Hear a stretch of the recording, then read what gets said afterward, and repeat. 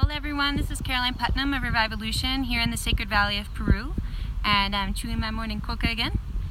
And today I was thinking about a topic about wanting to demystify the romanticization of Indigenous families and communities and individuals.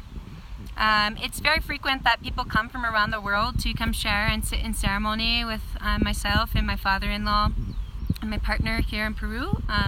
They're from the Gettin Nation.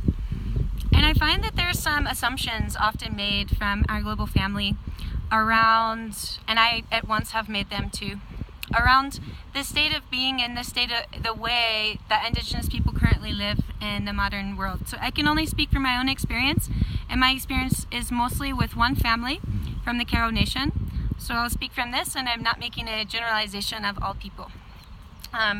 So one of these things is that often, maybe if there's an exchange of money, say for weavings or for a ceremony, many people believe that this money goes back to an entire community. I've heard people say, bless you and your entire community, and make this offering. When in reality, families are living just as we are when they come down to the city, as well as when they're staying up in their pueblos. Each family has sometimes 5 to 7 kids, and so monetary resources are going to a family. It's true that sometimes, like, maybe potatoes are shared or corn are shared, but the families that I work with don't live as much in a communal lifestyle as we can actually assume. Another thing that I wanted to demystify a little bit is it often seems that because someone is a maestro or a shaman, if you will, or curandero, it's often assumed that this person is a perfect being, a perfect model, a perfect angel, living in perfect harmony with the earth. When in reality, we're all people. We're all human beings. We're all family members, wives, husbands, sons, daughters. And we all have both our shadows and our light sides. And so this is just to say that we're all human. And that just as someone is a maestro, it means they have dedicated their life to a specific skill and practice, which is their calling. Just as you do when you're a librarian, or when you're traveling, or when you're guiding in yoga.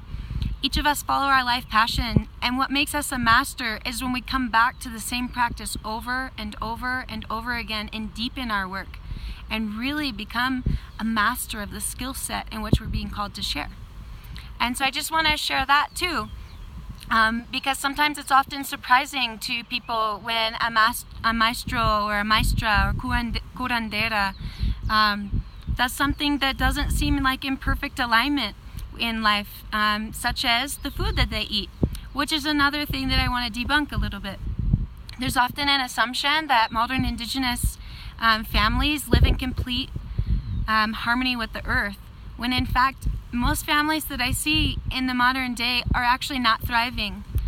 Even the ones that live up at 15,000 feet in the Gettin Nation are eating white sugar, white noodles, they're eating white rice, everything that's cheaper and everything that's more affordable, because they have gone from a life that is no monetary exchange to one that now that requires monetary exchange. And so they're going for the cheapest items. And so this is just something that I want to share too, because it often surprises people. They'll say, oh yeah, you live in Peru where all the food is organic. In fact, out of the entire Sacred Valley, I know maybe 5 farmers that are organic farmers here. All of this corn that you see here, all of that has all been sprayed, has nitrates in the soil. Sometimes when we're here on our farm, we have to cover up with masks. And the truth is, there's been a big marketing and propaganda here for pharmaceuticals and for chemicals. And so there's no blame and shame about this. And some of the actions that we can take is to really be conscious consumers about what we're purchasing around the world. What companies are we supporting? Many of the families don't know that the chemicals are actually being mined back there in the mountains. And then they're being brought down and they're being sold, and it's creating these diseases and creating sicknesses that people did not used to have. And so this is one of the things that I want to debunk a little bit too. And this is one of the heart and soul of the work that I do here, and the work that we do here as the Revivolution team and our Carol family, is really to see where is this middle way between ancestral wisdom and modern innovation? I strongly believe that there's a reason why Indigenous families and modern individuals exist at the same time nowadays. It's because we're all sculpting together a middle path in which we're bringing out the gems of both wisdoms. For me, it wouldn't make sense to say that Indigenous people lived a fully perfect way in the past.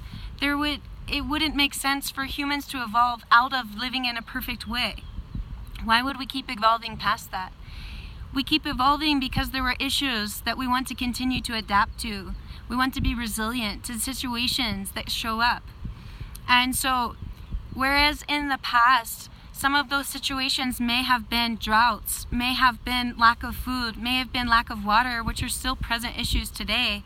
And a lot of the issues that we're facing today is, over farming, producing too much, and really needing to adapt and be resilient to things like war, things like, harsh situations in the world, socially and interculturally.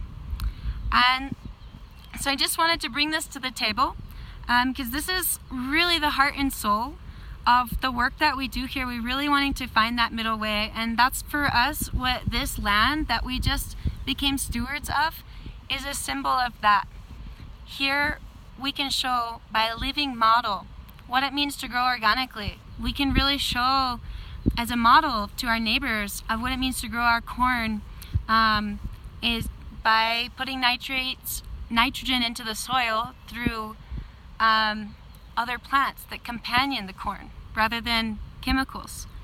And we can really show a way of what it means to come together and share the gems of modern innovation and the gems of ancestral wisdom through our construction, through natural building. Many of the Indigenous families steer away from natural building these days because they believe that it goes down in the rain, it deteriorates over time, which may be true, but it doesn't mean the entire structural type is no longer useful. Adobe is very useful, but we want to show through a living model that maybe it's just a different plastering style, maybe it's just a different foundation of earthen floors. And so we're really excited to be doing this. This is the heart and inspiration of our upcoming retreat in April with Penny Livingston Jr. of the Regenerative Design Institute. We really want to sit together in a circle, chew this beautiful coca leaf, really as modern people reconnect to some of these ancestral insights, spiritual insights, agricultural insights. And we want to sit down with our neighbors, and for every participant that signs up in this retreat, we're also offering a certification to a local farmer. So this wisdom can really be carried forward, and we can honor people as farmers. And so we're excited for these intercultural dialogues about really important topics, because many people also get upset, like, why is there trash in Peru? Why is there plastic? Well, unfortunately, there's never been a campaign. The fortunate part about our media and the fortunate part about the access to information that we have is we've been shown what some of our actions are doing, and we have access to that information, and we have access to choose differently. That conversation hasn't made it down to Peru yet. The conversation here is soap operas. What can we do to be more like Americans and more like Europeans? What things can we buy? And so we really want to keep bringing these conversations here, start bridging that gap, so that we don't have to repeat an entire cycle as a humanity, but we can share the gems of what we've learned and the gems of what our ancestors are sharing, and really find that middle way as a beautiful, innovative, and conscious humanity. So thank you all for listening. I hope you'll want to join us. We have some beautiful online courses coming up, and the retreat here in April with Penny. If you're interested to learn more about any of these topics or join us for the online courses or retreat, check out revivolution.net, or email us at revivolution.net@gmail.com. And thank y'all for being present here, and I hope to be sitting and chewing cocoa with y'all and speaking about this in person, so we can all bring our beautiful minds and hearts together and create modern solutions. Yeah.